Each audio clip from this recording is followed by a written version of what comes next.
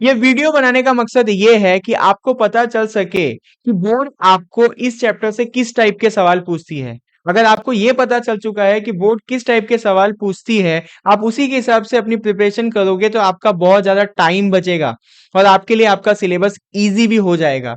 तो अभी जो भी मैं आपको क्वेश्चन करवाऊंगा उसका जो वेटेज है वो 2 मार्क्स का है। तो 2 मार्क्स के जितने भी इस चैप्टर के क्वेश्चन है वो मैं आपको करवा देता हूँ।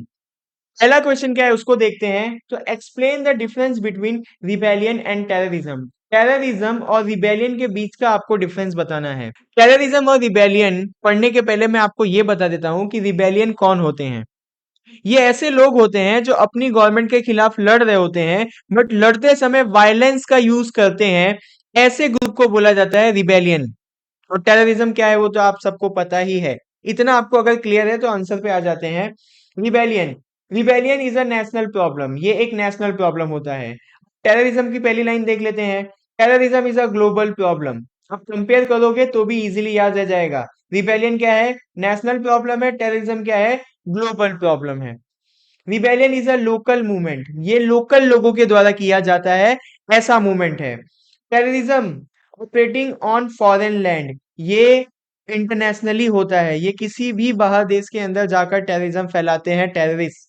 Rebellion has the local support. Rebellion activity जहां पे भी होता है वहां के लोकल लोगों का सपोर्ट उनको होता है। टेररिज्म के अंदर देख लेते हैं। They require local support. Terrorist को जहां पे भी टेररिज्म वाली एक्टिविटी करनी है तो वहां के लोकल सपोर्ट की उसको जरूरत पड़ती है। सपोज एक टेररिस्ट को कहीं पे बम फोड़ना हो तो उसको पता होना चाहिए कि उस जगह पे कहाँ भीड़ होती है, क्या कैसे हो रहा है। तो वहां पे उसको किसी ना किसी लोकल आदमी से सारा इंफॉर्मेशन चाहिए होता है। तो वही लाइन लिखी हुई है कि दे रिक्वायर लोकल सपोर्ट। बिना लोकल सपोर्ट के वो अपनी एक्टिविटी को नहीं कर पाएंगे। यहाँ पे मैं जो आपको बोल रहा हूँ ये सब बुरी बातें हैं बट आपको एग्जाम आंसर पूछ रही है इसीलिए लिखना है। Rebellion against one's government. Rebellion जो होते हैं अपने गवर्नमेंट के खिलाफ ही लड़ रहे होते हैं। Terrorism against humans. ह्यूमैनिटी के खिलाफ जो भी एक्टिविटी की जा रही है वो सब टेररिज्म के अंदर आता है। इनका कोई धर्म नहीं होता, ये सीधा और सीधा किसी को भी मार देते हैं, बम फोड़ देते हैं। कुछ और पॉइंट पढ़ लेते हैं इसके बारे में। Both rebellion and terrorism are destructive forces. दोनों ही डिस्ट्रक्टिव फोर्सेस हैं, दोनों ही बेकार है ह्यूमैनिटी के लिए। Both effect the economic of the country.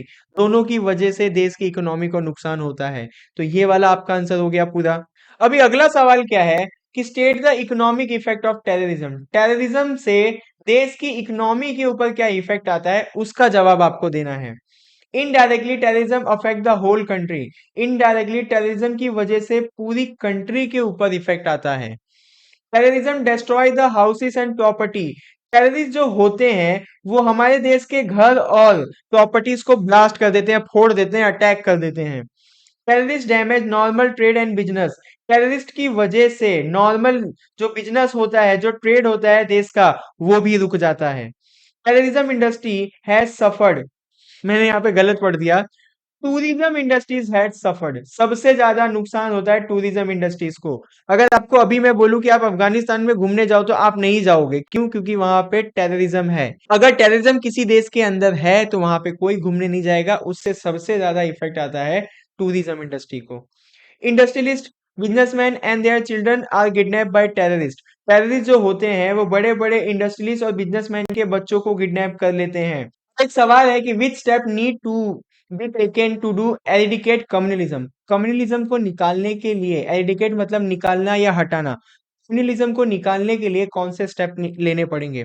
आपको ये क्वेश्चन के पहले इसका बेस समझा देता हूँ। कम्युनलिज्म का मतलब होता है कि एक रिलीजन के लोग दूसरे रिलीजन के लोगों को क्रिटिसाइज कर रहे हैं। क्यों क्रिटिसाइज कर रहे हैं? क्योंकि एक रिलीजन ऐसा समझता है कि हम दूसरे रिलीजन से बड़े हैं, सुपीरियर हैं। इसी सोच को बोला जाता है कम्युनलिज्म, कि हम दूसरे धर्म को नीचा समझते हैं, अपने धर्म को ऊंचा समझते हैं। यही सोच को बोला जाता है कम्युनलिज्म की सोच। अब इसको खत्म करने के लिए आपको क्या क्या स्टेप लेने पड़ेंगे उसको समझते हैं। Government should take strict action against communal activity. जो भी ऐसी एक्टिविटी करता है गवर्नमेंट को उसके खिलाफ स्ट्रिक्ट एक्शन लेना चाहिए। Education play an important role in removal of communalism. Communalism को हटाने के लिए एजुकेशन एक इंपॉर्टेंट रोल प्ले करेगा। The election commission should not recognize communal party. जो भी पार्टी कम्युनल पार्टी है उनको इलेक्शन कमीशन टिकट ही ना दे इलेक्शन लड़ने के लिए। भी ये सोच रुक जाएगी। The prayer of all religious should be sung at school assembly, school assembly के अंदर सारे धर्म के प्रेयर्स को गाना चाहिए, इसके वजह से भी कम्युनलिज्म दूर होगा। Social functions are celebrated so that children develop respect for all religious. अगर सोशल फंक्शंस होने लगे देश के अंदर, बच्चों के अंदर सारे धर्म के लिए रिस्पेक्ट जाग उठेगी। अगर इस तरीके से आप करोगे तो हमारे देश से कम्युनलिज्म हट जाएगा। अब एक और सवाल है कि what are the constitutional provision made for the protection welfare and progress of minorities, weaker section and backward classes. Minorities हो, वीकर सेक्शन हो या बैकवर्ड क्लासेस हो, कॉन्स्टिट्यूशनल प्रोविजन कौन कौन से हैं इनको प्रोटेक्ट करने के लिए, इनके वेलफेयर के लिए। इजी सी भाषा में समझाऊं तो जो भी माइनॉरिटीज है, जो भी वीकर सेक्शन है या जो भी बैकवर्ड क्लासेस के लोग हैं, उनको बचाने के लिए हमारे देश के लॉ में क्या क्या प्रोटेक्शंस या वेलफेयर स्कीम्स हैं, उनको हमको बताना है। तो यहाँ पे देखो, India constitution grant equal social, economical and political justice to all citizen. हमारे देश के अंदर सारे इंसान को equal social and economical and political justice मिले, इसका ध्यान रखा गया है हमारे लॉ के अंदर।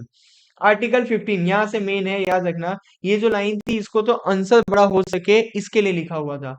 Article 15 of constitution restrict discrimination on the basis of religious, community, caste and birth place. किसी भी इंसान के धर्म के ऊपर, उसकी कम्युनिटी के ऊपर, उसकी कास्ट के ऊपर या उसकी बर्थ प्लेस के ऊपर भेदभाव नहीं होना चाहिए। ये आर्टिकल 15 से राइट मिलता है एक इंसान को कि उस इंसान के साथ उसके रिलीजियस पे, उसकी कम्युनिटी पे, उसके कास्ट पे, उसके बर्थ प्लेस पे भेदभाव ना हो। अगर कोई भी इंसान भेदभाव कर रहा है तो आर्टिकल 15 से उसको सजा मिलेगी। अब आगे पढ़ते हैं। For entering shops, public restaurant, hotel, place of public entertainment, for using well, lake, bathing place, road, educational place. ये जो सारी जगह है, यहाँ पे कोई भी आपको आपकी धर्म से, कम्युनिटी से, कास्ट से या बर्थ प्लेस पे रोकता है आने से, तो आप आर्टिकल 15 के तहत उनके ऊपर केस कर सकते हो। आगे पढ़ता हूं। अकॉर्डिंग टू आर्टिकल 19, अब ये आर्टिकल से हमको क्या ताकत मिलती है? If a person living in any part of India hold his own language, script, culture setup of his own, he has the right to preserve them. India के कोने में इंसान कहीं पे भी रहता है, वो अपनी लैंग्वेज, अपने स्क्रिप्ट यानी अपनी ग्रंथ, अपने कल्चर को सेट कर सकता है और उसको बचा सकता है। ये ताकत मिलती है आर्टिकल 29 से। आगे पढ़ूं। Person will not be refuse admission on the basis of religious, caste, language to any institute. कोई भी इंस्टीट्यूट किसी भी इंसान के रिलीजियस, कास्ट और लैंग्वेज के ऊपर से उसको एडमिशन देने से ना नहीं बोल सकता। अगर ना बोलेगा तो आर्टिकल 29 से उसको सजा मिलेगी। तो यहाँ पे ये जो आपने आंसर पढ़ा है, इसके अंदर बहुत ज्यादा आर्टिकल्स थे, तो एक बार नोटबुक उठाओ, इसको लिखो, फिर से यहाँ पे आके वीडियो देखो, तो ऑटोमेटिकली आपको ये भी याद रह जाएगा। आगे अगर देखूं तो ये टॉपिक जो है वो इजी है और उसका आंसर भी इजी है। State the social effect of terrorism. Terrorism से समाज के ऊपर क्या असर आता है, ये सवाल आपको पूछा गया है। तो terrorism lead to division of the nation. Terrorism की वजह से पूरा देश डिवाइड हो जाता है। Terrorism create feeling of fear. कोई भी इंसान या कोई भी देश टेररिज्म से डरने लगता है। It effect all age group. किसी भी एज ग्रुप के अंदर इंसान हो, सबके अंदर डर आ जाता है, सबको इससे इफेक्ट होता है। Education suffer badly in terrorism. जहां पे भी टेररिज्म है वहां पे कोई भी एजुकेशन नहीं चलेगा। अगर एग्जांपल दो तो हमारे माँ बाप भी हमको पढ़ने नहीं भेजेंगे अगर हमारे देश के अंदर टेररिज्म है तो। As a result of terrorism, mutual faith and feeling of brotherhood diminished. आपसी विश्वास और भाईचारा सब खत्म हो जाता है देश के अंदर अगर टेररिज्म है वहां पे। तो टेररिज्म से समाज के ऊपर इस तरीके का असर आता है। अब यहाँ पे एक सवाल है, what are the special provision made in the constitution for scheduled tribe. Constitution के अंदर शेड्यूल्ड ट्राइब के लिए कौन कौन से रूल हैं? प्रोविजन मतलब रूल्स। क्या सवाल है कि शेड्यूल्ड ट्राइब्स के लिए कॉन्स्टिट्यूशन में कौन कौन से रूल हैं? तो यहाँ पे ये जो पहला रूल है ये हमने पढ़ लिया है, दूसरा भी पढ़ लिया है, तीसरा भी पढ़ लिया है। अब यहाँ पे एक रूल है उसको पढ़ लेते हैं। There is no reservation of seat in Rajya Sabha. Rajya Sabha के अंदर किसी भी कास्ट के लिए कोई भी सीट रिजर्व नहीं होती है। Seat are reserve for scheduled caste and scheduled tribe in gram panchayat and municipality. Gram panchayat और म्युनिसिपालिटी के अंदर भी शेड्यूल्ड कास्ट और शेड्यूल्ड ट्राइब वालों के लिए सीट रिजर्व होती है। Doctor Baba Saheb Ambedkar organization is working for the upliftment of weaker section. जो भी समाज के अंदर वीकर सेक्शन है उसके लिए डॉक्टर बाबा साहेब अम्बेडकर करके एक ऑर्गेनाइजेशन है जो काम करती है। ये थोड़ा सा इंपॉर्टेंट है, याद रखना। ये एक एनजीओ है। ये एनजीओ किसके लिए काम करती है? वीकर सेक्शन को ऊपर लाने में, यानी उनको प्रोग्रेस करने के लिए काम करती है। इससे ये चीज याद रखना। National commission is formed at central level for SC और एसटी। शेड्यूल कास्ट और शेड्यूल ट्राइब के लिए नेशनल कमीशन भी बनाया गया है सेंट्रल लेवल पे। तो यहाँ पे ये वाला भी आपका आंसर हो गया पूरा। अब एक और सवाल है कि right short note on terrorism is a global problem. जो टेररिज्म है एक ग्लोबल प्रॉब्लम है, तो it is a global problem. ये मैंने आंसर को बड़ा करने के लिए लिख दिया है। Terrorism is an organize plan and deliberate violence. Deliberate का मतलब होता है सोचा समझा हुआ। जो टेररिज्म होता है वो एक ऑर्गेनाइज प्लान और सोचा समझा हुआ वायलेंट एक्टिविटी है। ये आपका टेररिज्म का मीनिंग हो गया। Terrorism lead to destruction of human rights. हमारे ह्यूमन राइट्स की धज्जियां उड़ा देते हैं टेररिस्ट। जो भी टेररिज्म वाली एक्टिविटी है उसकी वजह से ह्यूमन राइट की तो धज्जियां उड़ा दी जाती है। They create fear in every citizen of the country. Country के हर इंसान के अंदर डर पैदा कर देते हैं ये लोग। Terrorism is a hindrance in the progress of a nation. किसी भी देश के प्रोग्रेस के अंदर ये रुकावट बन के निकल के आती है। इतना बेकार है टेररिज्म। तो ये आपका आंसर भी हो गया पूरा। ऐसे आंसर को पढ़ के अंदर से खून गर्म हो जाता है। मार देंगे इनको एक दिन। अब एक सवाल है कि why did Pandit families from Jammu and Kashmir migrate from their homeland. Migrate मतलब एक जगह से दूसरे जगह चले जाना। कश्मीर की जो पंडित फैमिली है वो अपना घर छोड़ के क्यों वहां से चली गई, इसका जवाब आपको देना है। The origin in Jammu Kashmir can be started at the time of partition. जब हमारा देश आजाद हुआ उसके बाद से ही कश्मीर के अंदर टेररिस्ट वाली एक्टिविटी हो रही है। Pakistan attack Kashmir after independence. आजादी के बाद पाकिस्तान ने कश्मीर के ऊपर अटैक कर दिया। Area known as Pakistan occupied Kashmir in the control of Pakistan. जिस एरिया के ऊपर पाकिस्तान ने अटैक किया गया था उस एरिया को बोला जाता है Pakistan occupied Kashmir. Some people of Kashmir want Azad Kashmir. Kashmir के कुछ इंसान हैं, कुछ पीपल्स हैं जिनको आजाद कश्मीर यानी कश्मीर को आजाद करवाना है इंडिया से। Terrorism in Kashmir is supported from across the border. जो कश्मीर के अंदर टेररिज्म हो रहा है वो बॉर्डर के उस पार से सपोर्ट किया जा रहा है। आप सबको पता चल गया होगा कि पाकिस्तान टेररिज्म फैलाता है कश्मीर के अंदर। Inter service intelligent are train terrorist and send to Kashmir. ये जो नाम है इससे आपको नहीं पता चल रहा होगा कि ये है कौन, बट यहाँ पे अगर शॉर्ट फॉर्म लिख दूं ISI। ISI ट्रेन करती है टेररिस्ट को और कश्मीर के अंदर भेजती है। इस ग्रुप को तो एक दिन मैं ही बम फोड़ दूंगा। The terrorist have terrorize people by kidnapping murder bomb explosion. Bomb फोड़ के मर्डर करके या किडनैप करके लोगों को डराया जाता है कश्मीर के अंदर।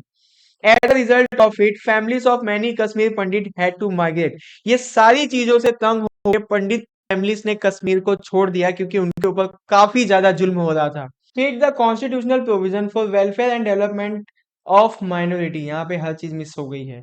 माइनॉरिटी के वेलफेयर के लिए कॉन्स्टिट्यूशनल रूल्स बताने हमको। आर्टिकल 24 क्या बोलता है? Right to equality in religion. सारे रिलीजन्स के अंदर इक्विलिटी होनी चाहिए। All religious community have a right to acquire and maintain property for religious activity। कोई भी religious community अपने रिलीजियस के लिए प्रॉपर्टी एक्वायर कर सकती है। यानी अगर मंदिर बनाना हो, मस्जिद बनाना हो, चर्च बनाना हो, कुछ भी बनाना हो तो कोई भी रिलीजियस प्रॉपर्टी खरीद सकता है ये सब बनाने के लिए। ये राइट्स आपको मिलता है आर्टिकल 24 से। Article 29 provide educational and cultural right to religious. Article 29 से हमको एजुकेशनल एंड कल्चरल राइट्स मिलती है। आगे बढ़ते हैं इसको। The minority have the right to preserve their script and culture. जो भी माइनॉरिटीज है वो अपने धर्म को, अपने कल्चर को बचा सकते हैं। ये पावर उनको मिलती है आर्टिकल 29 से। Article 30 provide them the right to establish minority educational institute. Article 30 से इनको एजुकेशनल इंस्टीट्यूट खोलने का भी पावर मिलता है। Right to educate provide right to free and compulsory education to children in the age group of 6 to 14। Right to education यानी 6 से 14 साल के बच्चे को कंपल्सरी फ्री एजुकेशन मिले, ये पावर मिलती है इनको आर्टिकल 30 से, किसको? माइनॉरिटीज को। तो इतने ज्यादा आर्टिकल्स दिए हुए हैं इसके अंदर। देखो अगर 2 मार्क्स में पूछा जाएगा तो मैक्सिमम 5 ही पॉइंट लिखना, अगर बड़े में पूछा जाएगा तब पूरा आंसर लिखना। Which section of society is known as scheduled tribe? किसको शेड्यूल्ड ट्राइब कहा जाता है, ये आपका सवाल है। Those tribe communities which were listed in the schedule are known as scheduled tribes. Government एक लिस्ट निकालती है, उसी लिस्ट के अंदर जो ट्राइब आ जाएगा उसी को हम बोलेंगे शेड्यूल्ड ट्राइब। अब आप बोल रहे होगे कि गवर्नमेंट तो बहुत सारे लिस्ट बनाती होगी, तो हमको कैसे पता चलेगा कि किस लिस्ट के इंसान को शेड्यूल्ड ट्राइब बोले? उसका भी आंसर है those caste which are included in the schedule of article 342, यानी 342 आर्टिकल के अंदर जो भी कास्ट को शेड्यूल कर दिया जाता है उसी को आप बोलोगे शेड्यूल्ड ट्राइब। कौन सी शेड्यूल का? आर्टिकल 330 आर्टिकल 342 वाले शेड्यूल वाले कास्ट को बोलोगे आप शेड्यूल ट्राइब। और भी इसके पीछे लॉजिक है। People who live mostly in the forest area mountain regions are included among schedule tribe. जो भी इंसान जंगल के अंदर माउंटेन रीजन में रह रहे हैं उन्हीं को बोला जाता है शेड्यूल ट्राइब के लोग। These people are economically and educationally backward. हमसे पैसे में और एजुकेशन में ये ट्राइब पीछे हैं। अब यहाँ पे एक सवाल है कि right a note on naxalite movement. कभी कभी प्रोनाउंस करने में गलती हो जाती है, तो आपसे भी हो तो चलता है, कॉन्सेप्ट को समझो। Naxalite movement started for the first time in 1967 in West Bengal, यानी West Bengal in India. India में पहली बार नक्सलाइट मूवमेंट हुआ था 1967 में। किस शहर में हुआ था? वेस्ट बंगाल में, याद रखना। Inspired by Chinese revolution under leadership of Mao Tse संग युंग। माओ से युंग होगा, ये चाइनीज नाम है, आप इसको माओ से अंग पढ़ो, कोई लेना देना नहीं है, स्पेलिंग याद रखो। वैसे लगभग पढ़ा जाएगा माओ से यंग या युंग, ये इनका असली प्रोनाउंसिएशन होगा, उससे अपने को कोई लेना देना नहीं है। बट इतना याद रखना है कि चाइनीज रेवोल्यूशन जो थे, माओ से यंग युंग, इन्हीं की वजह से हमारे देश के अंदर नक्सलाइट मूवमेंट चालू हुआ। इन्हीं से इंस्पिरेशन लेके नक्सलाइट मूवमेंट चालू हुआ। चरु मुजुमदार या Charu Mazumdar and Kanu Sanyal were the founder of Naxalite movement in India. India के अंदर ये जो दो इंसान थे, चारू मुजुमदार एंड कन्नू सन्याल, ये दोनों ही ने नक्सलाइट मूवमेंट चालू किया था हमारे देश के अंदर। This movement spread in 13 state. अब जो नक्सलाइट मूवमेंट है वो हमारे देश के अंदर 13 स्टेट के अंदर फैल गया। The most effected state are Jharkhand, Bihar, Andhra Pradesh, Chhattisgarh, Orissa. ये शहरों के अंदर सबसे ज्यादा इफेक्ट आया था नक्सलाइट मूवमेंट का। There are two major organization, people's war group, maoist communist centre, अजीब अजीब नाम होता है, माओइस्ट नाम जो भी हो, बेकार ही है ये हमारे समाज के लिए। जैसे कि टेररिस्ट ऑर्गेनाइजेशन का ग्रुप का नाम होता है, वैसे ही नक्सलाइट मूवमेंट वालों का भी ऑर्गेनाइजेशन है और उनका नाम है, एक पीपल्स वॉर ग्रुप है, एक माओइस्ट कम्युनिस्ट ग्रुप है। तो ये सारी एक्टिविटी करने वाले को बोला जाता है नक्सलाइट मूवमेंट वाले लोग। तो यहाँ पे मैंने आपको इस चैप्टर के ऑलमोस्ट सारे इंपॉर्टेंट क्वेश्चंस करवा दिए। अगर 2 मार्क्स में पूछेगा तो मैं आपको बार बार बोल रहा हूं कि 4 से 5 पॉइंट लिखना, अगर 3 मार्क्स में पूछेगा तो 9 से 10 पॉइंट लिखना। यही आंसर से आप सारे आंसर को निकाल लेना। अगर इसमें भी आपको किसी के अंदर दिक्कत है या कोई भी टॉपिक समझ में नहीं आया है तो मुझे कमेंट करना, मैं इससे भी आसान तरीके से आपको वो समझाने की पूरी कोशिश करूंगा।